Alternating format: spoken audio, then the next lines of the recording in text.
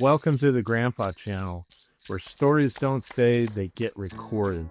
I'm Steve Harris. My grandkids call me Rivers.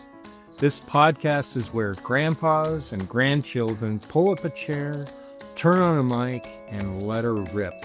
Grandpa stories are chock full of wisdom, life lessons, and frankly, funny as hell. Your stories are the magic elixir to help your grandkids navigate Mr. Toad's wild ride, aka life. Let's Grandpa.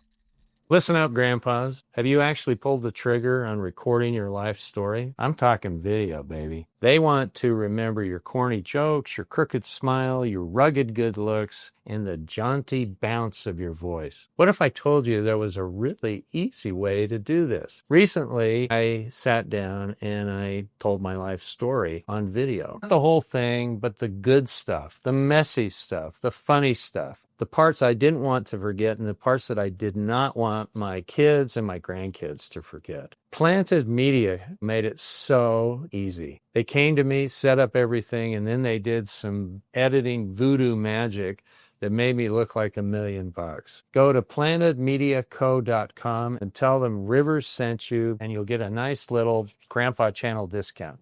All right, back to the show. Welcome to the Grandpa Channel. I'm Rivers, also known as Steve. And we have a very, very special guest. I have friends in high places. We broke the budget to bring in Santa. I mean, can you imagine? There was a gap and we flew him in, and I've been looking forward to this all week. One of the reasons why I wanted to have you on too, Santa, is that I got a beef with you. It goes back about 60 years. I was 9 years old, and I wanted a train set. And you know what I got for Christmas? Socks. Almost as bad, a chemistry set, which I didn't want. And I want you to know that you're not always hitting home runs, okay? There's an old rule that says you can't always, in fact, there's a song in there somewhere. You can't always get what you want. But if you try real hard, you get what you need. Maybe you needed some chemistry. I'm not trying to diminish your role, but sometimes things don't always work out the way you want. The problem is sometimes as a child, you have preconceived notions that are not going to align, be coincident with what happens. I still bring that up with my mom and dad when they were alive, and their eyes glaze over and they sort of dismiss me a little bit. Well, they're just happy you didn't blow the house up. I think so. So you must have had some amazing experiences. I have. And I'd like you to share some of the experiences. I've had some just incredible, wonderful spiritual experiences, some incredibly funny ones. Yeah. I even today, an hour ago, I was at an event, two little brothers, a 6 and a 7-year-old. And I asked the 7-year-old, what would you like for Christmas? And he said, presents. He couldn't think of anything, so he said presents. And so I turned to his brother and I said, what would you like for Christmas? He just looked at his brother and he says, more presents than him. So you get to run the gamut of these family dynamics. Oh, yeah. Yeah. But then I also have children, and this is the purpose behind the suit to me. I have kids who are, for whatever reason, they're in a situation where Santa is their only hope of some sort of normalcy, some sort of peace on earth. Mm. And those are the most difficult and yet the most touching encounters. Yeah. I have one, I was at an event in northern Utah. Lots and lots of people. Big event. The city was hosting it. They had chocolate and cookies for everybody. Line out the door of this big pavilion, and families are coming in. So I'm kind of watching the line and coming up, and I like to spend time. So every kid has their moment with Santa. And I also try and get every family to take a picture, not just individuals. It's important to me that families take pictures. And so the line's moving along, and there was a little girl. So I'm sitting here like in this chair. The line's here, and she's kind of orbiting over here in this empty space. She already come through with her family, and she's just orbiting there watching. And she would, as I was talking to kids and things, I'm kind of seeing her out of the corner of my eye, and she would come in close, and then she'd back away. She'd come in close, she'd back away. And finally, at just a point where I was waiting for a family to come up. She ran in and she handed me a piece of paper that was folded up to about the size of a quarter, maybe a little bit bigger. She said, "This is for you." And she disappeared. And I took it. And when I get a letter or something, I take it and I push it up into my sleeve here. So it sits in there. I didn't think another word about it. Went home, peeled off my coat. That letter fell out. Oh, yeah. So I picked it up and unfolded it. And it said something. I've got it on my phone. I keep a picture of it with me all the time now. Mm-hmm. But it said, "Dear Sam, most kids would probably ask for dollies or some toys. But this year for Christmas, all I want is for Mom and Dad not to yell at each other, to say mean things either, for just 1 week. If you can't do that, it's okay. I will still believe, but I really don't want anything else." She said, "I love you. Fly safe." Fly safe. Fly safe. How old would you think she is? I know exactly how old she was at the time, and this is the most remarkable thing. She said, "Love," her name, Abby, age 11. Really? Yes. An 11-year-old girl desperately wanted peace. All she wanted was peace. Yeah.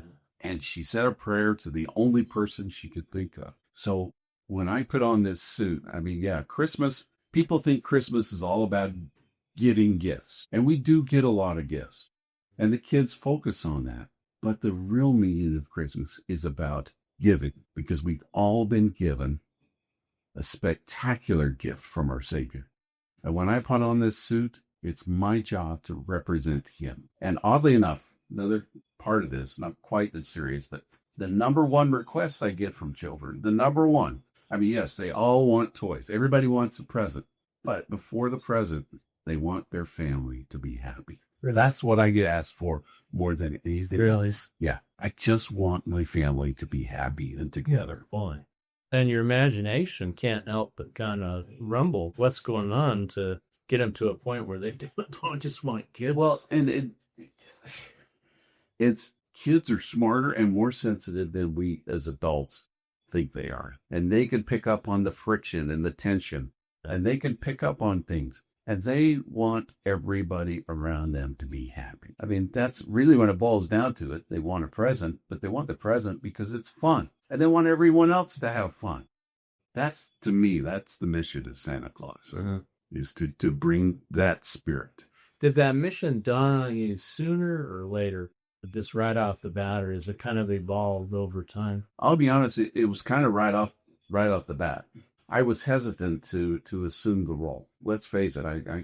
You want to know a secret? Yeah. I'm not a nice person. Cut. No. I'm like everyone else. I try and do the right things. I do.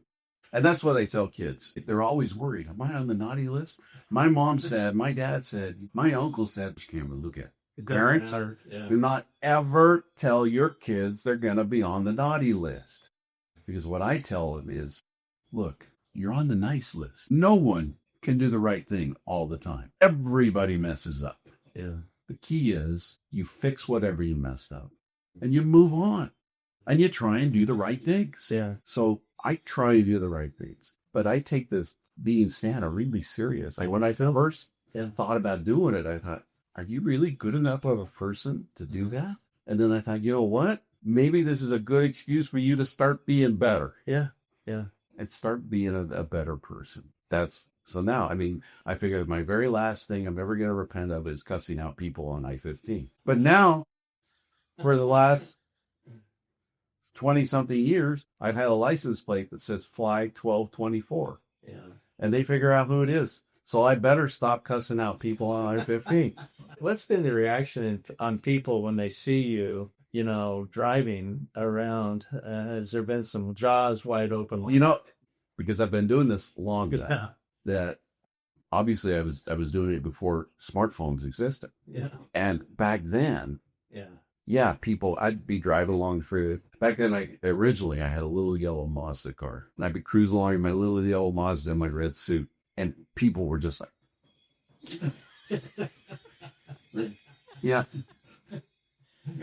I'll never get. I was on I-15 headed northbound one day in the car in front of me. And I didn't see anybody in the back seat, and all of a sudden these two little blonde heads pop up over the back seat looking back, get it up. But since the advent of smartphones, that's Yeah. diminished by quite a bit. Has it? Yeah. Although not entirely. And even this morning, I was driving along again, I-15, Yeah. and I was in my own little world. I had Christmas music playing. And finally, out of the corner of my eye, I caught something, and I look over, and it was two older ladies in the car next to me. One of them had the horn up, and the lady driving's like, They didn't get in an accident. oh. So, when you get into this seasonal sort of mode, do you look forward to it, or Yes. craft? No, I don't even know what to compare it to. Mm-hmm. There is nothing in my life that compares to the way you feel when the season starts. Really? Yeah, and when I pull out these, sorry, hold on, everybody's sharing.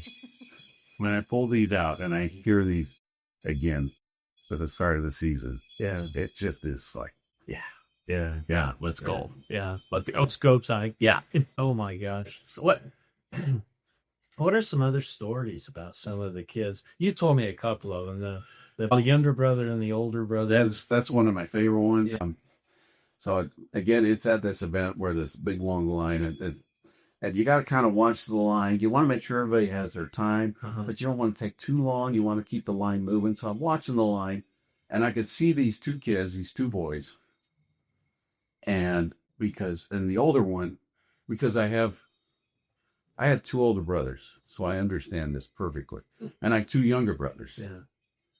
But the older one is just dinging on the younger one, non-stop. He's all over this forktail, and just dinging on him. So they finally come up. The older one must live way up. We take a picture. We chat. We get to the question. I ask him, what would you like for Christmas? I want a Nerf gun. Yeah. I'm like, I'm down with that. I love Nerf guns. Yeah. In fact, just a side note, we have a lot of Nerf guns at our house. Yeah. And I had one son, three daughters in that order. They all had Nerf guns, and we would have these massive Nerf wars at our house. People were getting called social services on us. So I tell him, man, I'm down with Nerf guns. I love Nerf guns. So I give his parents, and I say it loudly so they can hear it. And go, okay. So the younger one comes up, a little more subdued. We chat, get to the question, what would you like? And he pauses and he thinks. He finally looks at his brother and goes, what did he ask for? I said, well, he asked for a Nerf gun. And he looked me right in the eye and he says, can I have a bigger one? That sounds like an agree. Oh, yeah. I'm like, dude, I've been watching. You deserve it. Have there been kids that have been mean with you or kind of disrespectful or implied? Let's just say that becoming a teenager, it no longer starts at age 13. Really? Yeah, the age is lowered. How do you think that's true? I think it's social media. Yeah. Yeah. And that's just, there's no evidence. I mean, that's just me. Mm-hmm. I think it's social media exposes children to harsher reality, or not reality, but a harsher world than they need to be exposed to. And they kind of lose that ability for magic, which is really unfortunate because the magic never goes away. And I'm not talking about magic at Christmas.